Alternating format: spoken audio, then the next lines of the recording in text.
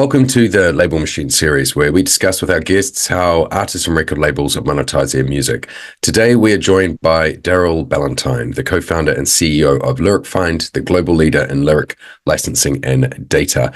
Under his leadership, Lyric Find has become the trusted source for lyrics across top platforms like TikTok, Amazon Music, and YouTube Music, ensuring songwriters and rights holders are fairly compensated.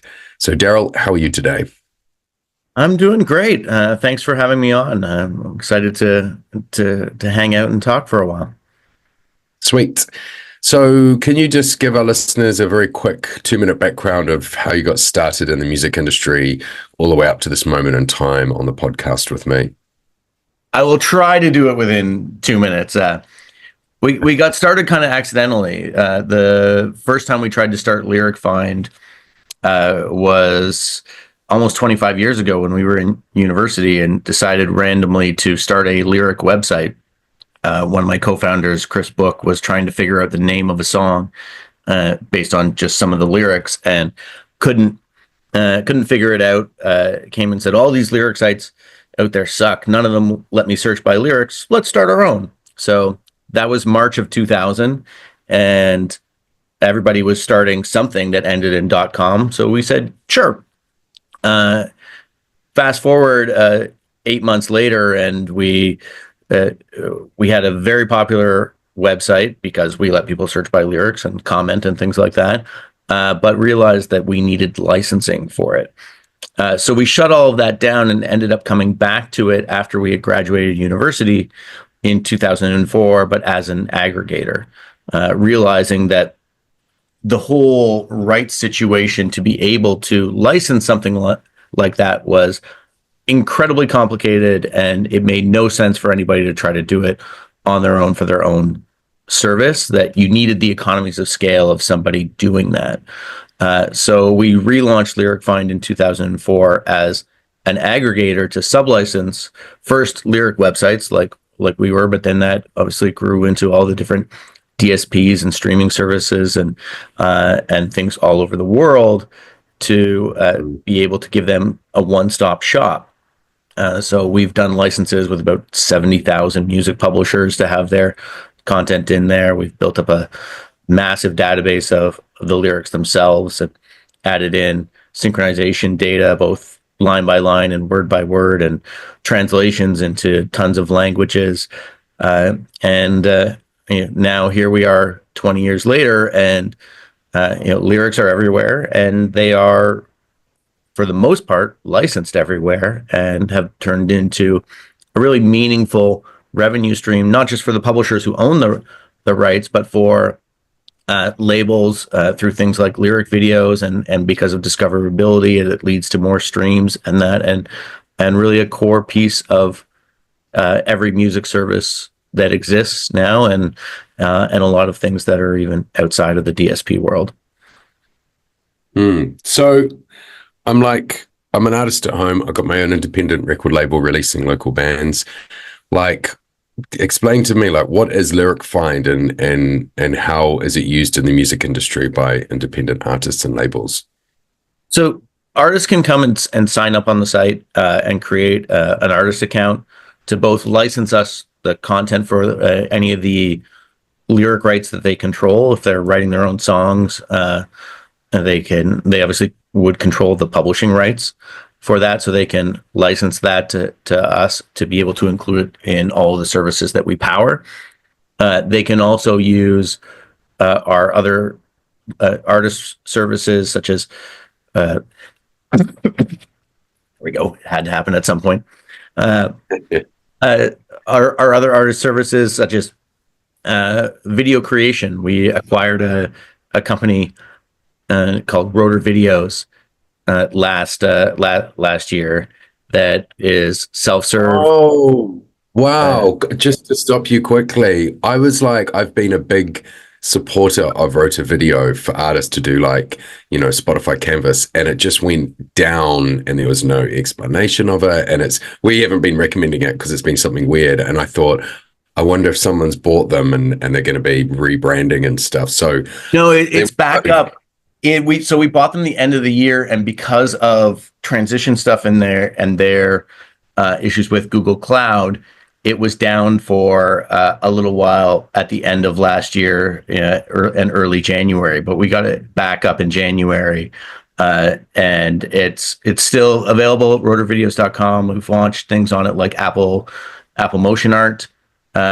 We've integrated it into platforms like CD Baby and a number of others that are in progress right now. So you can go back to recommending it. It's all back up and running, and the team's all still there, and they've been a great addition to the family.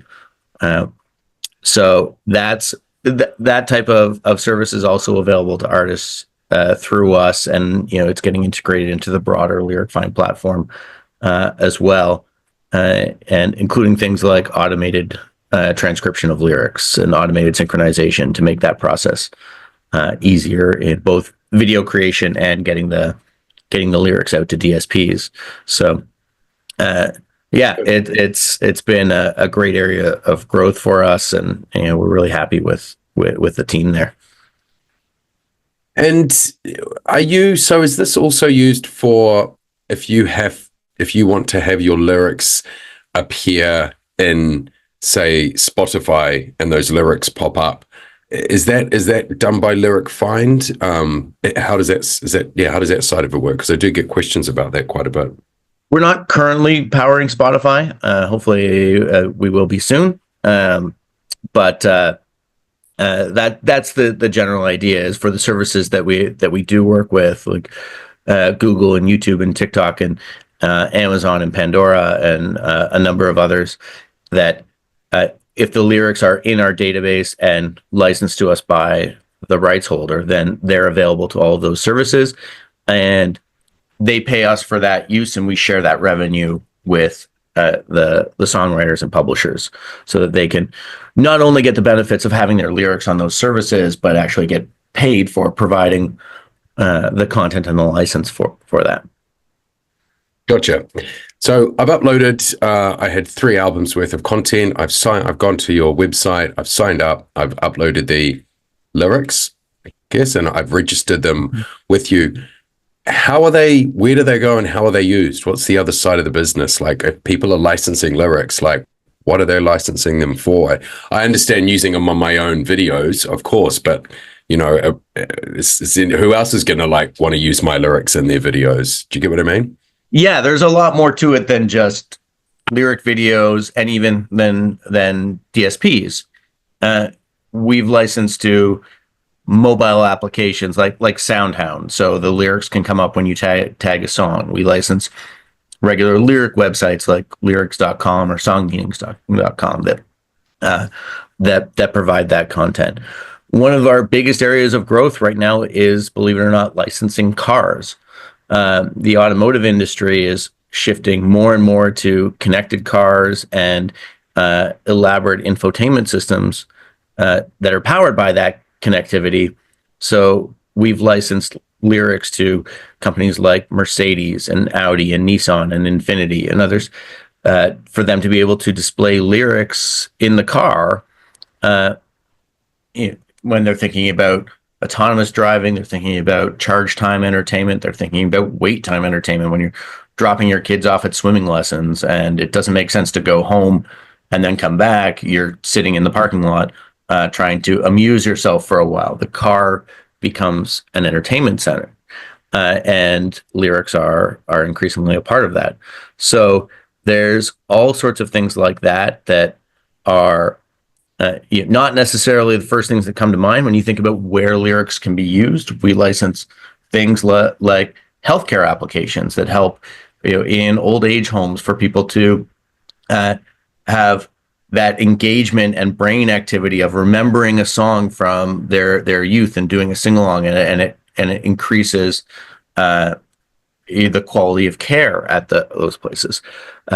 There's lots of different random things like that. I have a giant speaker over here that is from a company called More Art that displays the lyrics as a song is playing. It's an overgrown Bluetooth speaker, there that looks amazing and then shows the lyrics in word by word synchronization on a screen built into the speaker. So there's a ton of different applications where it can be used that are not just the basic streaming service implementations. We also have a product called Lyric IQ that analyzes music through the lyrics. So it looks at emotion and sentiment analysis, content filtration on a whole bunch of different topics, subject matter analysis. So it goes well beyond things like George Carlin's 7 Dirty Words and gets into sex and different types of sex, drugs, gambling, politics, alcohol, violence and different types of violence, and all sorts of different things that, depending on the service, you may want to filter out or filter in if you're using it for playlisting or things like that. So those sets of data are used by a lot of the services that we license to help in recommendations and playlisting construction and that. So having the lyrics in our database then gets them analyzed through Lyric IQ, which provides then that additional level of data to a lot of our clients that helps in exposure. Gotcha. And so, you're saying that's being used in healthcare. In some way, could you say that Lyric Find is changing people's lives? Certainly changed mine. But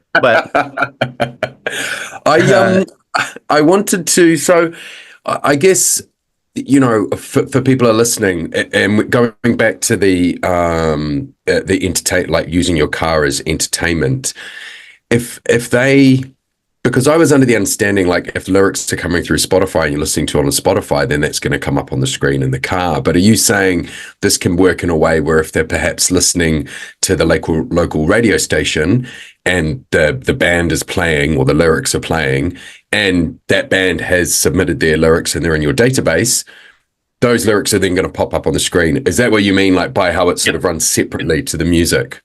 Exactly. It's layered on top of all the different audio sources. So the way that it works in Mercedes, for example, is whatever the audio source is, it takes an audio fingerprint of it to identify the song and know where in the song it is. And then the lyrics associated with that song are available. So it doesn't matter if it's coming from Spotify or Apple Music or the radio or anything else that's built in. I was going to say the CD player, but I don't even know if anybody has a CD player in a car anymore. But the CD players are coming back though. That's for sure. Generation Z, how our generation was like vinyl resurgence. Generation Z, CD resurgence. That's their vinyl. Yeah, that's their vinyl. Did you know it's a high quality space efficient, and you can play a whole album without flipping it over? Yeah, and it takes up, like, real estate is so expensive now. CDs take up way less space than records. Exactly. Especially if you're Gen Z, and you've got 4 mates living in a 1-bedroom apartment. Exactly. You got to cram that in. So how does it work with like worldwide? You're based in Canada. Like, does this work internationally? Like if you're like licensed, if I'm based in the UK and I upload it, like, is it distributed internationally? How does that side of it work? Yeah, it goes everywhere. We support basically every country in the world, except for North Korea. It's the only country that we haven't had traffic coming from. So our licensing rights cover global rights from almost all of the publishers that we have, and we have lots of different local licensing deals with various associations around the world to help us aggregate that local content. So, for example, when we're licensing YouTube, we're giving them a list of everything that's available in every territory. We manage all the rights on a territory by territory basis. So if we get into the weeds of publishing rights, then lots of times one publisher owns something in one country and they have a sub-publisher in another country. So you have to distinguish which country it's available in based on those sub-licensing rights and sub-publisher deals. But Mhm. we provide them with global coverage for everything that we have on a country by country basis. So obviously, like a lyric doesn't change uh, from country to country. If you provide it to us once, then it's available in all of those countries that we power services in, as long as the rights have been granted for that country. So an independent artist that owns everything worldwide, it's going to go everywhere. Gotcha. So, we're always looking at ways independent artists can be monetizing their music. What do you think are some of the overlooked ways rights holders can monetize their lyrics? And how does Lyric Find help in this area? I think one of the biggest overlooked areas is lyric videos. You know, so many artists, whether they're independent artists or large global artists, just don't have lyric videos for their songs, and often don't have, especially on the independent artist side, don't have any official video on YouTube or Vivo or like that for a whole swath of their songs. And when you don't have your own version on your own channel, you're throwing money and fans in the garbage, basically.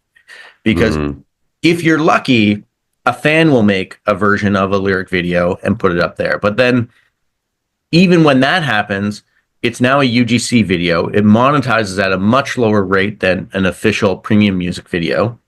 Uh, and so you're losing money on every view, or not capturing the full value of it. But that video exists on their channel, not yours. So, and they're getting the people who are liking and subscribing and following that. They're getting the exposure in the playlist. They're getting the juice from the recommendation engine to show more of their videos. If an artist has that content on their official video channel, then they get those benefits of it. They get the increased monetization of it. They build up the subscribers and the recommendation effects from the algorithms to show more of their videos. And it's really easy now to make lyric videos, whether that's through Rotor videos, or we got to know Rotor because we had built a separate lyric video generation engine that automated the process. Or a number of other tools that are out there. Obviously, we think that ours is the easiest, but it's quick and easy and cheap. And every mm, artist should, when they're releasing music, make sure that they have some sort of official video on video services for every single song, so that they're in there first. They get the benefit of being the first and capturing all of that algorithmic traffic. And the easiest and best way to do that is with a lyric video, because it's super high demand uh, and much cheaper than trying to do an elaborate music video.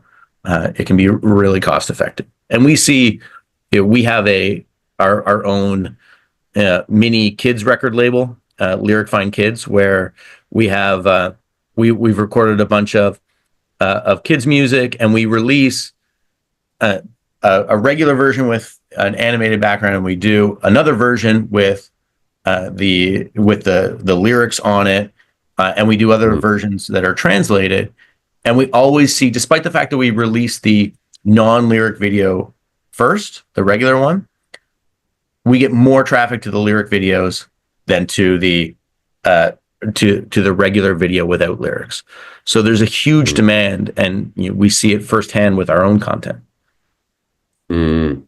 So if I want to, you mentioned there's a couple of ways to do a lyric video, and you guys are now working with Rota. If I have my music in your catalog, how simple is it nowadays with Rota? Like, will it pull up my lyrics and put them in there automatically, or is it still a copy and paste thing? Like, yeah, how's the tech nowadays?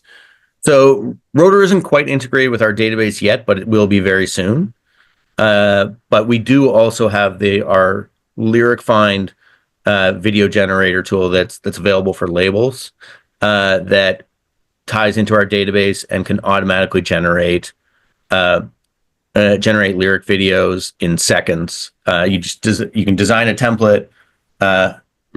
upload a DDEX or the other assets there, and say, build me videos for all of this content, for this entire album, for this entire artist, this entire catalog, and it can generate thousands of videos a day. It can do it a lot faster than you can post them. So it's What an amazing tool. We have projects where we're generating tens of thousands of videos for labels, for them to fill in all of their back catalog, to be able to capture that revenue and have that official video presence on video platforms.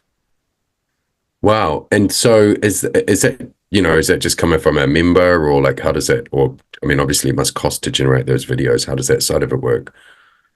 So it depends. If we're doing bulk creation like that, we have a lot of different models. We can either do it at a rate per video, where it's just a buyout, and that can be $10 a video, so it can be like really cost effective.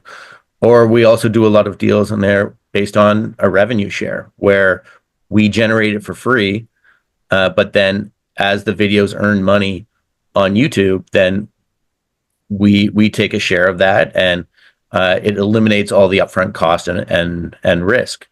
So there's a number of different options. We're open to different models as well. We've done multiple creative deal types with different people on that have different needs.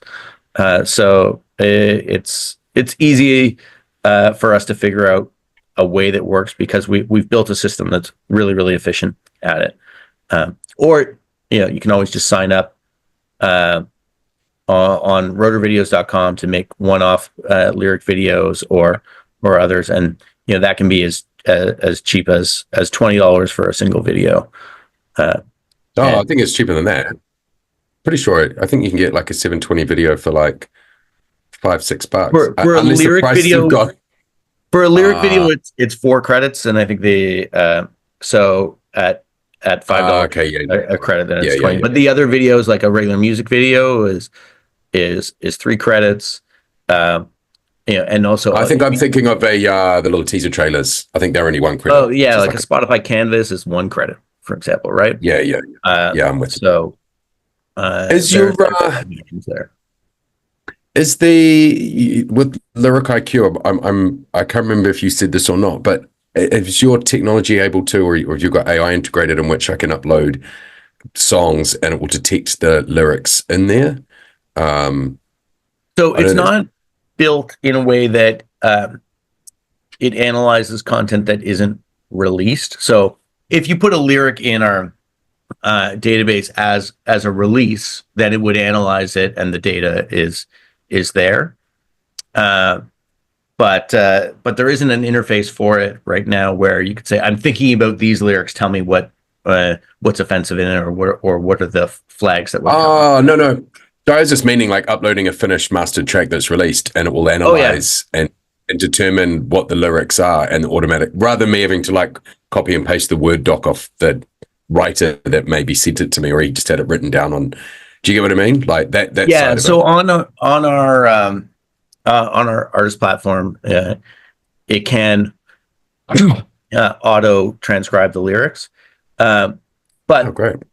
auto transcription, I would caution right now, it's not perfect. Any time we're using auto transcription, we always put people through a human review side of it. So it'll automatically transcribe. It'll show you this is what the auto transcription thinks. Can you verify it?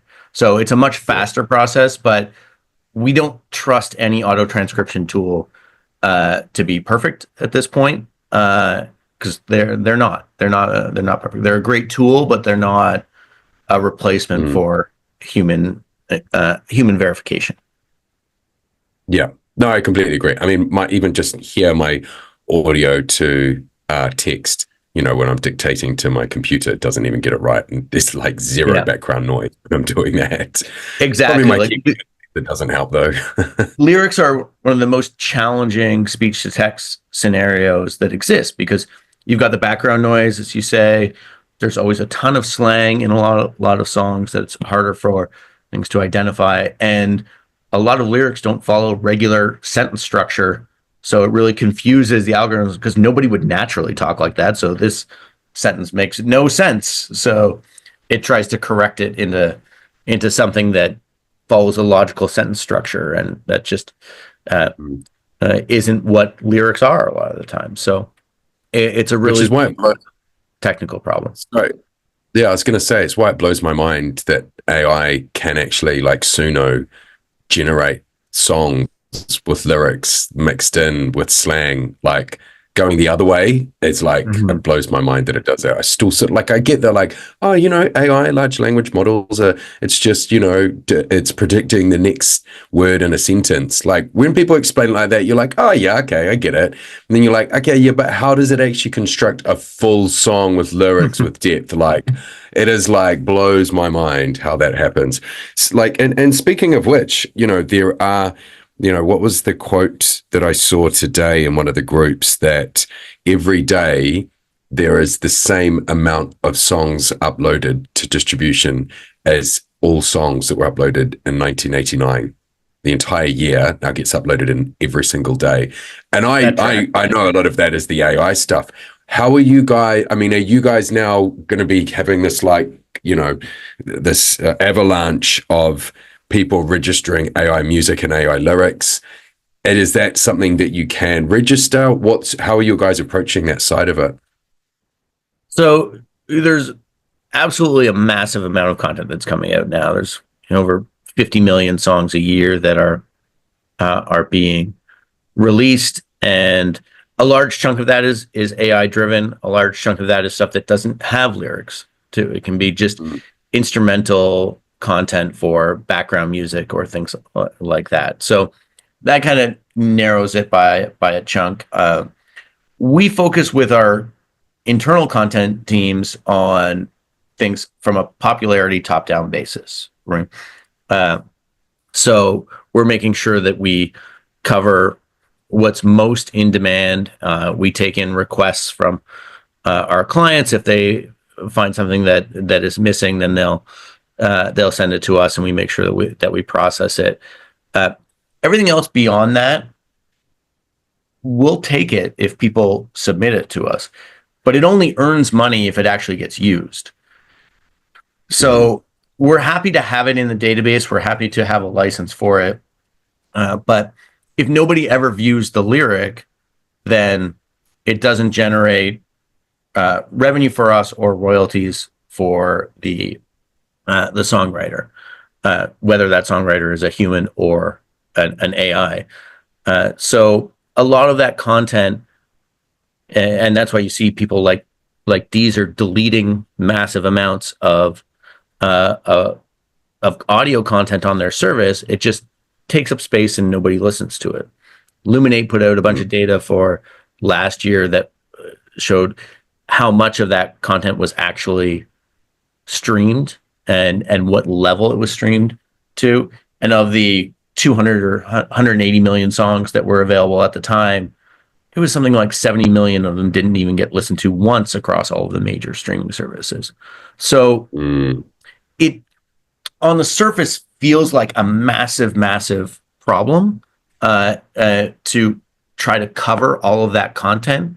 But when you dig down into what's actually being used and how much and what type of content is being created, you're still not at a massive amount of content that is being consumed, because so much of it just gets uploaded and not even the band themselves listens to it, or in the case of Mm. AI, the band, I guess. Uh, Yeah. so it is still getting bigger and bigger, but it's not as big of a scale problem for us from the lyric creation side as the headline numbers would Mm. suggest. Yeah. It's going to be a bigger issue for the distributors and things like Spotify. It is, yeah, like uh, hosting and bandwidth becomes a massive issue for them, because when they've got the audio files and they've got the album art and the other things that are all associated with it, that takes up a lot more hard drive space, a lot more bandwidth, and a lot more and more computational power than a lyric text file that is really extremely lightweight and doesn't move the needle on our hosting costs, for example. I'm hoping it moves. I mean, I know everyone's threw their arms up about you've got to have 1,000 streams per year, otherwise you're not getting paid. But like in the context of this conversation, that completely makes sense for what they're doing. Maybe 1,000 was too much. Maybe it only needed to be 100 for argument's sake. But I'm hoping it moves into the direction of bringing back gatekeepers, and they say, look, you actually, to get on Spotify, you have to go through a record label.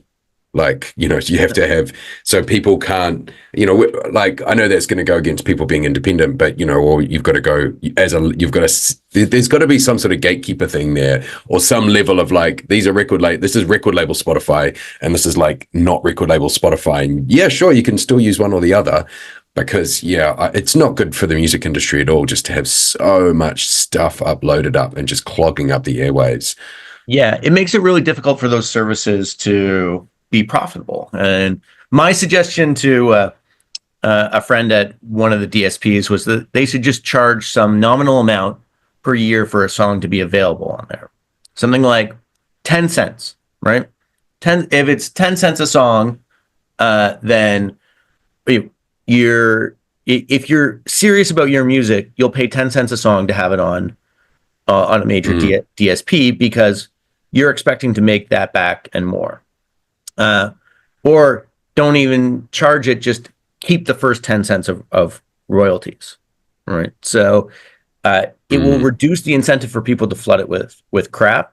And if you've got 300 million songs that are there, that's $30 million a year that you can put towards your hosting bill. That it covers off all of the costs of the fodder that goes in there. And for someone like a major label, it's not even that significant because their catalog isn't as big. It becomes a rounding error in their streaming royalties, or you waive it for the major labels for the known commodities, right? But if it's coming through other channels that are the mass distribution ones, then that's your gatekeeping. And if somebody isn't willing to pay 10 cents a year to have it there, then it's not music that's going to get listened to enough that is going to matter for you as a DSP. And that's my argument why I sort of I'm not that upset about the 1,000 streams, because I'm 1,000 streams a year is not a lot if you have any type of music career. If you're not getting 1,000 streams, you suddenly go back to the drawing board of that 1,000 streams isn't paying you anything anyway, right? Even if you got the check for that, that's you're not even buying a coffee. 40p, I think it is 40p. Yeah, 4p, something like that. Yeah, so exactly. I'm very much on that. I'm on board with that. I think it just makes sense, because as much as everybody says, oh, it's digital, it's infinite shelf space, it's really not.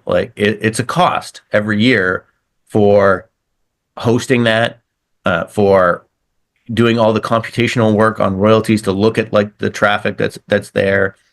The more entries there are in the database, the longer that reporting cycle takes, and the more it actually has real costs for the computing power. So if you're serious about your career as a musician, that shouldn't be a barrier.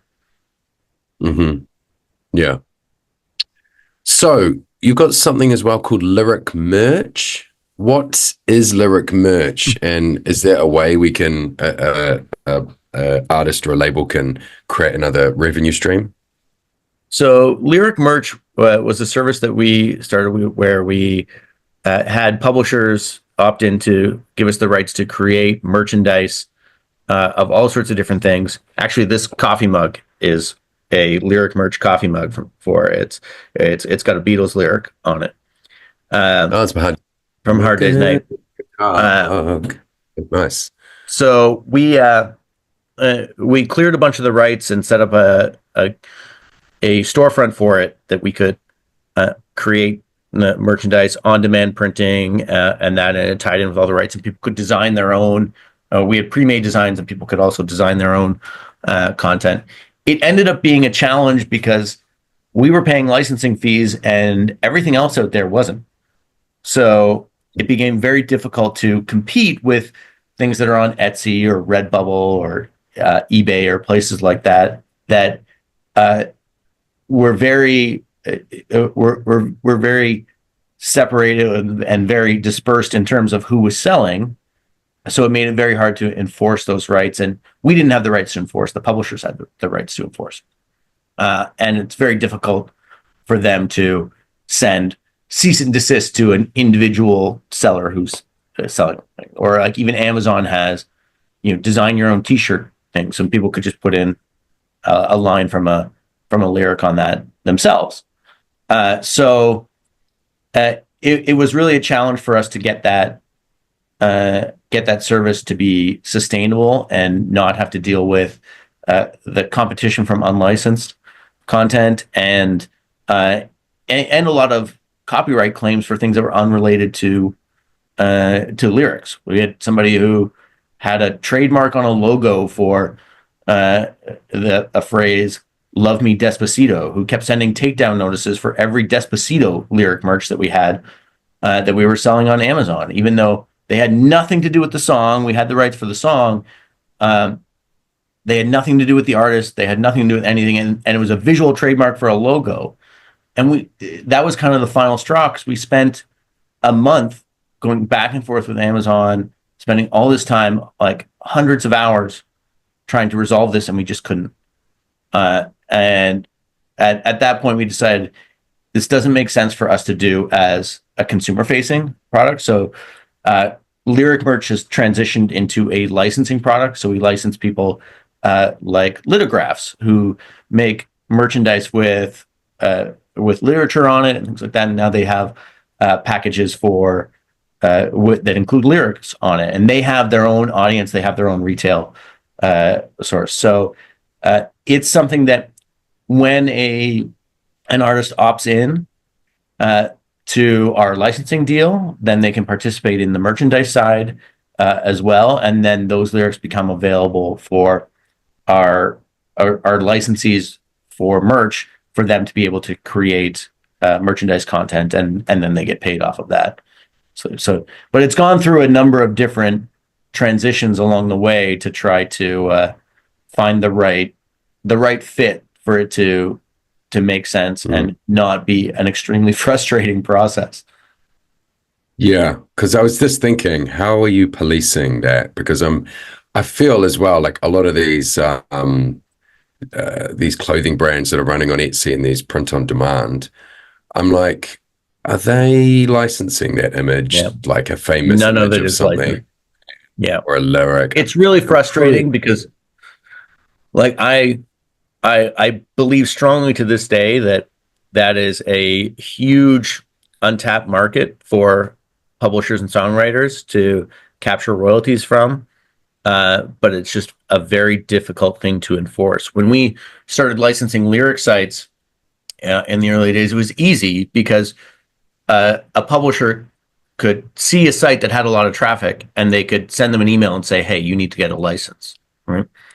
That doesn't work when you're going to individual sellers on Etsy or Redbubble, and that it's just whack-a-mole across a massive swath of sellers.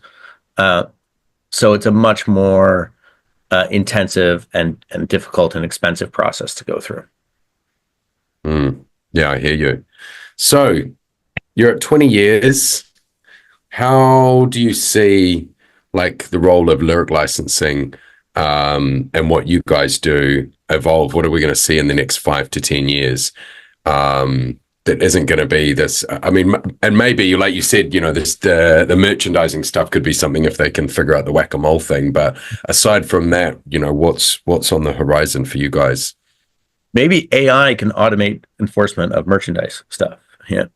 Yes. Maybe there's a way there to like better identify it and capture that licensing.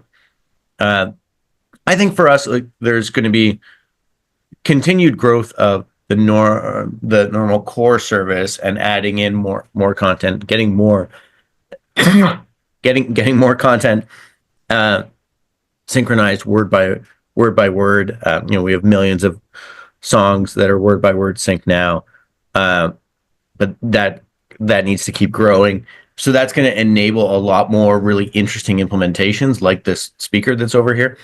Uh, What's a word by word license? How does that it's work? What do you? it's displaying the lyrics like word by word rather than line by line in time with the music. So individual synchronization. I hate to use the K word because that's a very different type of licensing, but like almost karaoke style synchronization where it's individual words in time with the music. Uh, Gotcha. so that's a big area where implementations and visual engagement and the customer experience can change a lot over the next little while, along with translations. Uh, More and more services will be launching translations to help people understand music from different cultures and different parts of the world, and helps with language learning and things like that. And really, it sounds cliche, but it can really help bring the world together when you understand music from other cultures. Uh, so that's going to be a big area of growth, I think. Uh, Automotive obviously is good. It's going to end up being everywhere there and create new experiences, especially when you get into self-driving cars. Then it's going to be like sitting in a plane where you're just trying to fill the time with entertainment, uh, and that's going to be a much bigger part of our lifestyle in the not too distant future. Uh, but That's a then, very, very good point. yeah, it's really fascinating to think about the knock on effects of autonomous driving and uh, what it can change in society.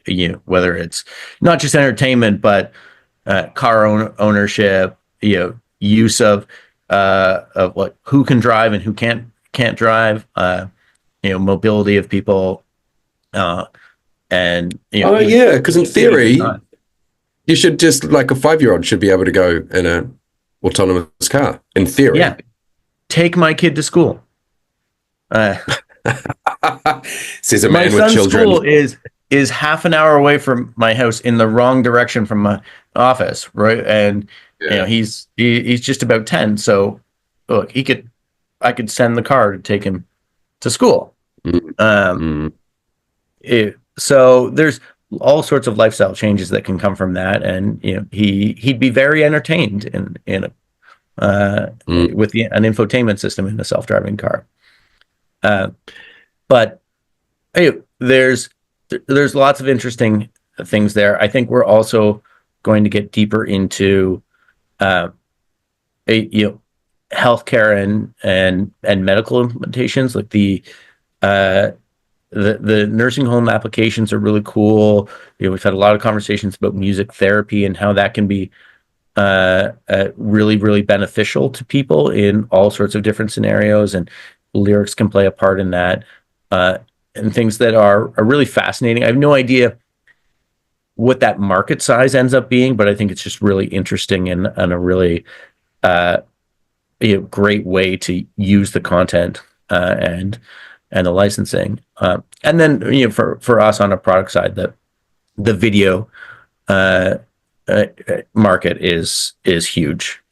We're investing heavily into Rotor and Mm. building that out, and we think that video content is ridiculously important for every artist to have, and obviously there's a fire hose of content needed to feed the beast, whether it's just regular video platforms or social media or all the DSPs.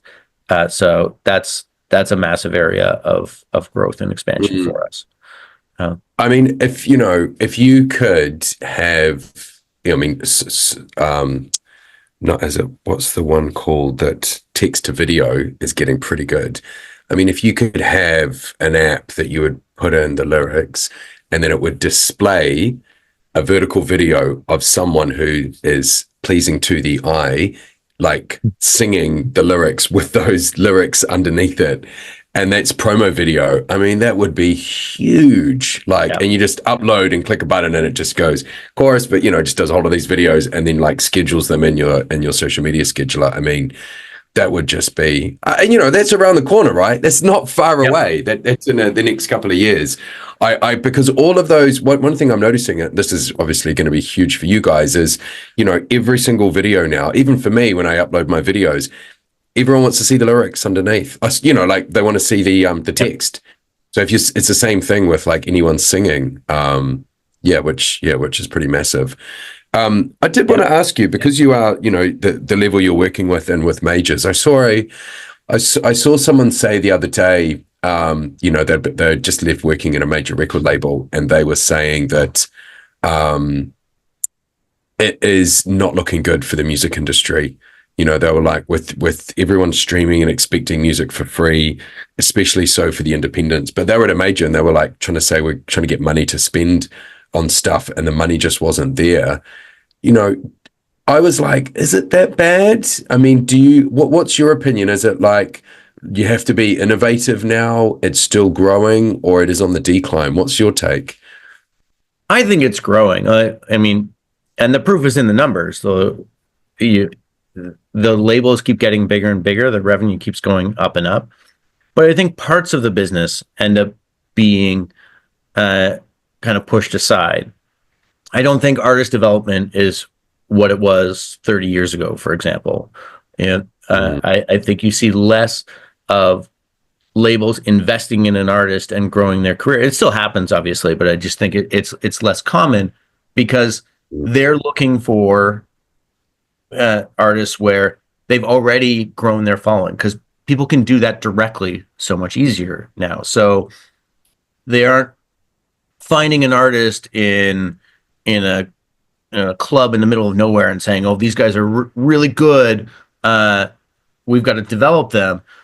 They're looking and finding people that on social media already have 1 million followers, or they have that level of engagement, and there's already that proof and validation. And they don't need as much from a development. They just need to be marketed more, right? They just need to be the petrol on the fire.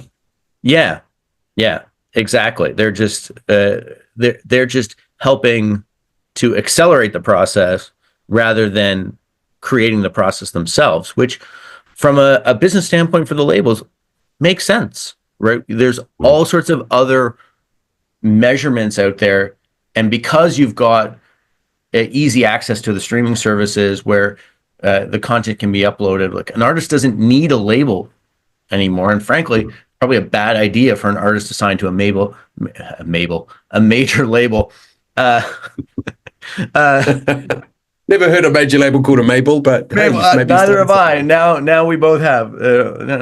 I'm going to start to use that. You don't want to sign to a Mabel, right? You don't want to sign to a Mabel really early in your career, because you don't have any negotiating leverage, right? You're not, and you don't need them to get onto Spotify. You don't need them to get onto Deezer or Amazon. You can do that really cheaply through a number of digital distributors. You can create your Instagram account, your TikTok account, and everything else, and build your fan base there, and nurture the social media content and that connection with fans.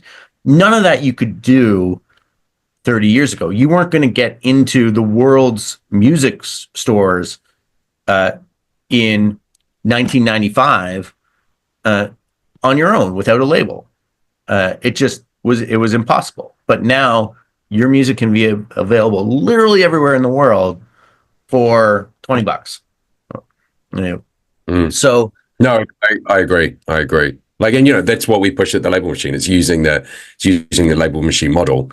You don't have to sign to a major, but you have to do, like, a record label sort of sits in the middle, and are you doing your marketing? Are you doing your distributing? Are you collecting your royalties? You still need to do all those things, but you can do it yourself. You don't need to be signing to it. It's a lot of work. Well, it's not easy. There's a lot of competition out there, and to an extent, like if you're on a on a Mabel, you can separate yourself in that signal to noise ratio, but they're justifiably looking for that social proof first before they take the leap to know that you're worth investing in. So it just changes the dynamic. But there's more money in music now than there ever has been. There's more people paying for music now than there ever has been. And when you look at people who yearn for the 90s when people were buying CDs, or that the average amount that a person was spending on music a year was like $38, right? If you're subscribing to one of the DSPs right now, you're spending $150 minimum, and that's just for your subscription for a year. So the numbers are better, and the costs are lower. We talked about the infrastructure costs earlier, and how they're real and they go up and up, but they're still a lot lower than producing CDs or cassettes or vinyl and shipping them and storing them in warehouses and having breakage and all that. It's way cheaper now. So the margins are better. Recording is easier. Like, everything is more accessible. But of course, that just means more competition. So it's that separation from the pack that is the hard part. Yeah. What's your USP? How are you building your community around what you really believe in? But wow, great positive insight. That's really good to hear. So I noticed you said the K word, meaning karaoke, and I did want to bring this up because it seems like an obvious place for you to be in. And I know people are listening, they'll be like, is this not like a massive revenue stream for you? Like, is it, or is it just a whole different sector? Like, yeah, is the karaoke industry not part of what you do, and how does that work? Yeah, it's interesting because it's always been a very different revenue stream for publishers. And there's a couple of complications for it. One is that every time I say the K word, I have to drop a few bags of money on every publisher's lap, because they don't want to risk cannibalizing that business. But it has evolved a lot. So our rights generally don't cover karaoke because the publishers didn't want. So it's a rights that's been carved out already, the karaoke side of it. Yeah. Gotcha. So they didn't want to cannibalize that existing business. But over the last 20 years, karaoke has shifted to digital. So it's starting to change, and you're starting to see karaoke being used with masters rather than just getting the publishing rights and then doing a re-record. Traditionally, karaoke, that's why if you went to a karaoke bar, it's like that, it would sound just a little bit off. It's because they're not using the original master. They have gotten a license from the publisher, and then they're using a band to re-record the instrumental parts so that they don't have to pay the label and the artist. But more and more karaoke companies are seeing the value of using the actual master, and with technology now to separate out the vocals and strip that out and stem separation, it becomes a lot easier to take an old file that didn't have that separation, or an old song, and pull out the vocals and keep the instrumental side and have it sound great. So that opens up more opportunities for us to then use our lyrics with those services. So they still negotiate their rights directly, but our lyrics that are synchronized to that recording, if it's a re-record, it doesn't always match. So the synchronization will be off, right? Because the re-record artist, their timing isn't going to be exactly the same as the original artist. So that word by word synchronization ends up, it can be off by a second, which destroys the experience. So the data doesn't work with re-records unless we do a separate version of the lyrics. Have you not thought then, like, I mean, surely, like, because as soon as I saw the tech, when I saw you could separate the vocals, which came out about a year ago, because it was a big thing in DJing, surely, like, just find someone, set up a computer, and just start like downloading, extracting the vocal. So you've got the instrumental and going, oh hey, going back to the master rights holders and going, yeah, we just want to license this, and we're going to put our lyrics over the top of it, and it's going to be called karaoke. And then you're in with a grin. Yeah, we've thought about it, but for us, we'd rather just license all of the companies that are doing that. We don't want to compete with our clients. We're generally not focused on creating consumer services. We're focused on powering the people who are creating them. Gotcha. So it's a whole different type of structure and infrastructure that we would need to build up. So it's something where we'd rather just say, okay, here, you guys are doing that. Here's the lyrics to go with it. And we work with a number of companies that do that type of STEM separation to be able to help have that content available to power everybody that's out there. And then whoever wins those battles, then we win as well. We'll support them all. Yeah. I mean, I guess you learned that from the lyric merch, didn't you? Like doing the consumer thing. Like, exactly. We're Switzerland. We'll stay out of it and just work with everybody.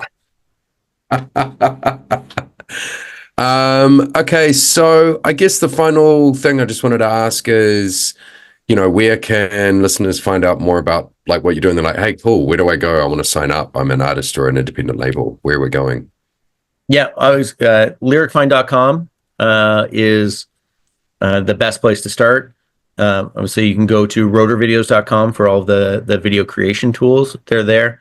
Through lyricfind.com, you can navigate to anything, but rotorvideos.com for the video stuff. If you want to play around with Lyric IQ data, there's a microsite at lyriciq.lyricfind.com that you can look up any song and see the data that's there for it, and analyze your own playlist to see what kind of moods and topics are contained in the songs that you're listening to. Very cool. Which can be a fun experiment. And just browsing the lyrics database, lyrics.lyricfind.com, you can see everything that we've got, and there's Lyric IQ data available on there as well. So lots of different places, but if you're at the main website, that's where you'll find all the info for everything, including signing up for the artist platform and licensing your catalog to us. Awesome. Well, yeah, thank you, Darryl. Thanks for sharing the insights. It's definitely a whole world that I didn't really know existed, and yeah, now I do, and especially that Lyric IQ does look really cool to go and check out. So yeah, thank you for your time again. Thanks for having me. It's been fun.